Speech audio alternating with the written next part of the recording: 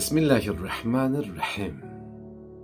Bilirik ki, dünya həyatı çətinliklər və sıxıntılarla doludur.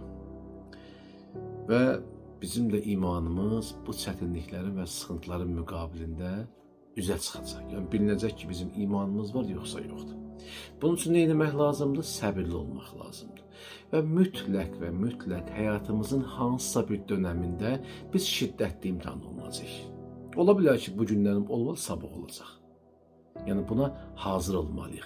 Gec, tez, ya gəncliyimizdə, ya qocalığımızda, hansısa bir dövrdə biz mütləq şiddətli bir imtahan olacaq ki, bu bizim üçün böyük imtahandır. Bu bizim üçün böyük bir sınav ola bilər. Və bunun müqabilində səbirli olmaq lazımdır. Əxlaq ustadları bu qəbildən səbri 3 hissəyə bölürlər. Birinci budur ki, insan itaətdə səbir eləyər.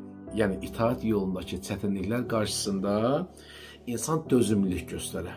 İkinci budur ki, günahlara səbir. Yəni güclü günah düşüncələri qarşısında dözümlü ola və üçüncü də müsibətlərdə səbir. Düzdür, bu biraz çətin məsələdir. Adətən insan bir doğmasını itirəndə, bir yaxınını itirəndə və böyük bir faciə yaşayanda maddi ya mənəvi biraz səbir etməsi çətin məsələdir.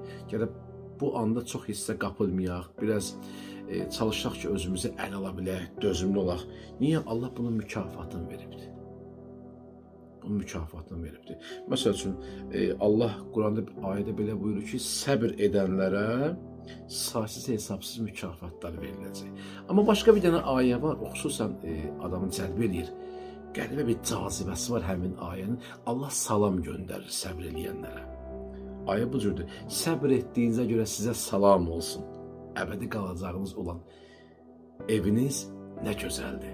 Deməli, Allah səbr eləyənlərə salam göndərir və onların əbədi qalacağı evin gözəlliyi haqqında danışır. Dua eləyək ki, Allah bu çətinliklərdə, bu maddi mənəvi sınaqlarda üzü ağ çıxmağı bizə qismət etsin inşallah.